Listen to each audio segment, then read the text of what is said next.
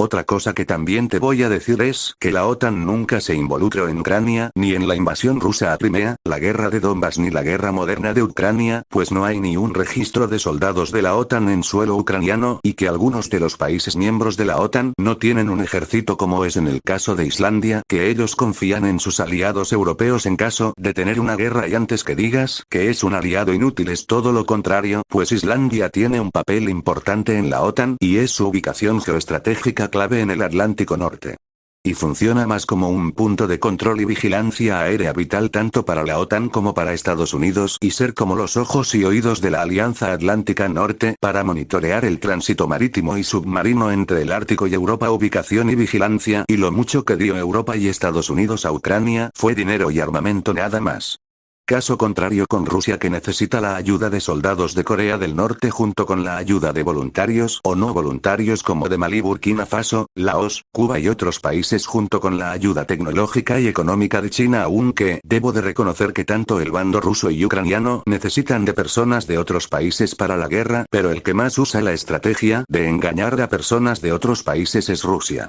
Dejando de lado eso de la guerra de Ucrania y Rusia, quiero empezar a hablar la parte donde hablas de Israel, que me hace que está llena de verdades a medias, pero las vengo a desmentir punto por punto, como la que el antisemitismo no existe porque los judíos no son semitas, y aquí empieza con la joya de la corona con lo que el antisemitismo no existe porque los judíos modernos son conversos europeos, no semitas de verdad. Hermano, tienes que decir semejante burrada, pues los estudios modernos genéticos de las últimas 2 décadas demuestran que judíos askenazíes, sefardíes y mizrahíes comparten un componente ancestral levantino claro.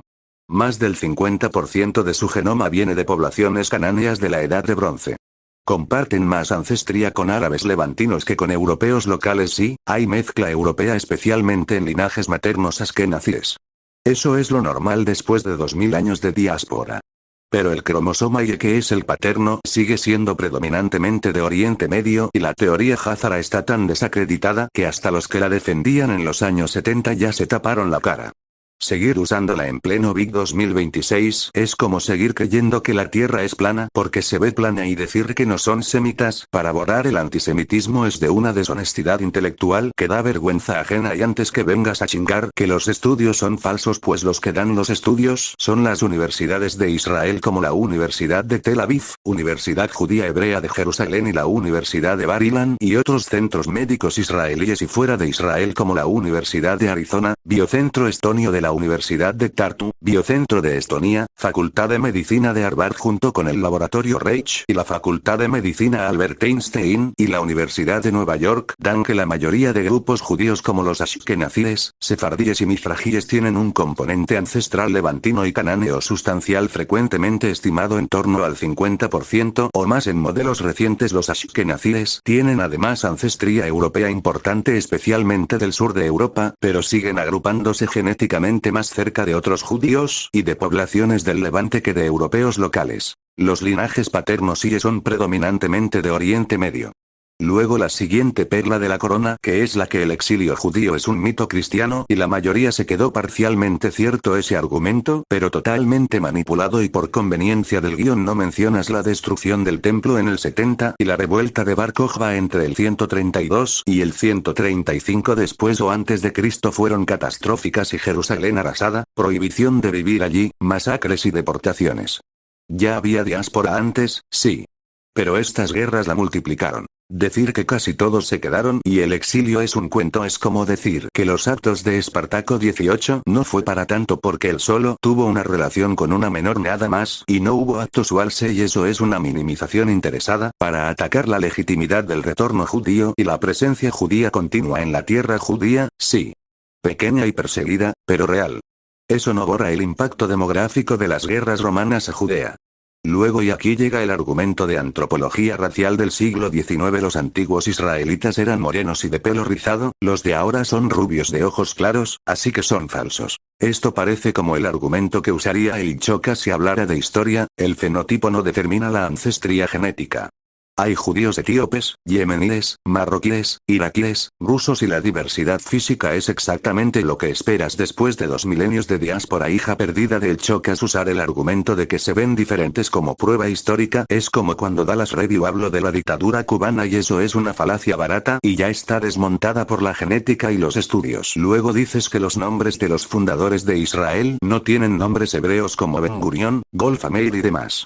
¿En serio este es un buen argumento? Pues muchos judíos de la diáspora tenían nombres locales. Al llegar a Israel los hebraizaron como David Grun se convirtió en David Ben Gurión, Golda Mabovich en Golda Meir.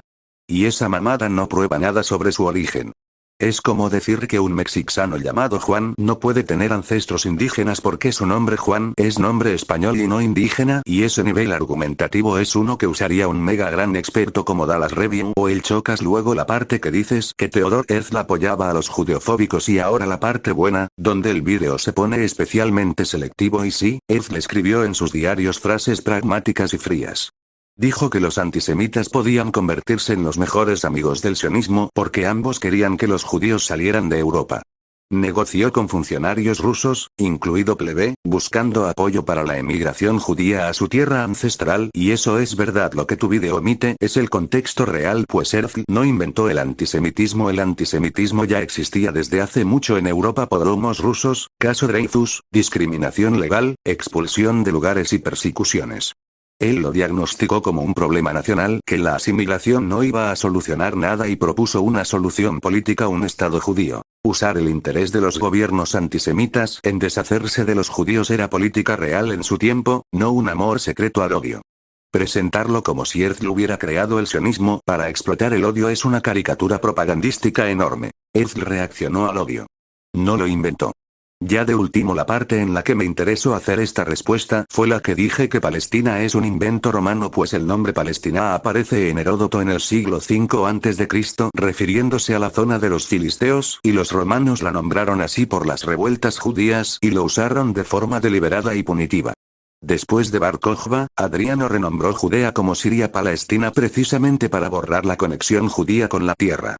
Combinó el nombre de los antiguos enemigos de los judíos, que eran los filisteos, y nunca existió un estado árabe independiente llamado Palestina en la antigüedad ni en la Edad Media. Fue una designación geográfica bajo imperios sucesivos.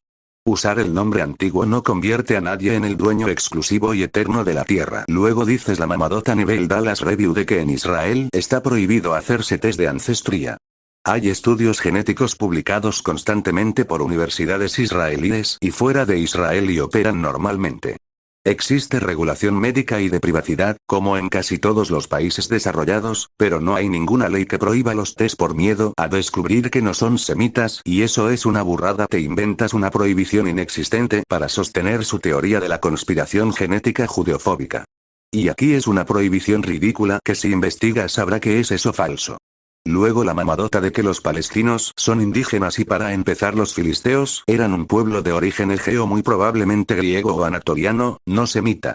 Desaparecieron como identidad cultural y genética distinta hace más de 2500 años.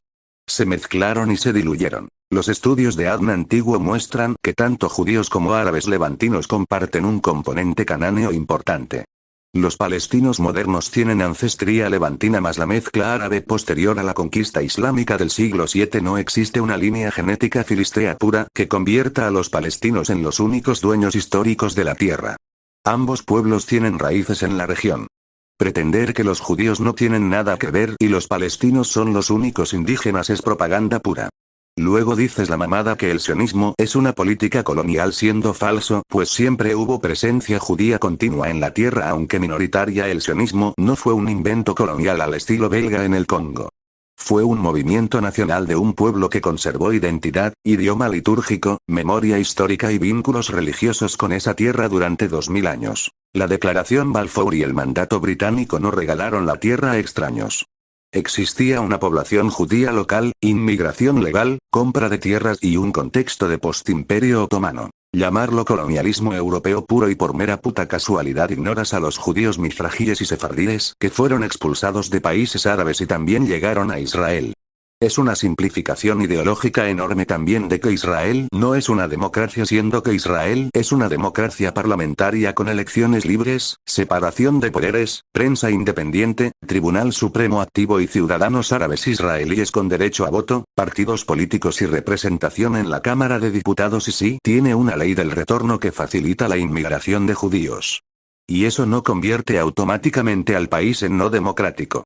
Hay críticas legítimas a políticas concretas en cómo los asentamientos ilegales en Cisjordania, pero decir que no cumple estándares democráticos porque es un Estado-nación judío es aplicar un estándar que casi nadie aplica a otros Estados-nación, Japón, Armenia y demás, y que Israel es un país laico y en criollo sería que puedes profesar tu religión ya seas musulmán o cristiano, pues solo mira estas imágenes que se ven, que hay una mezquita en Jerusalén y una iglesia.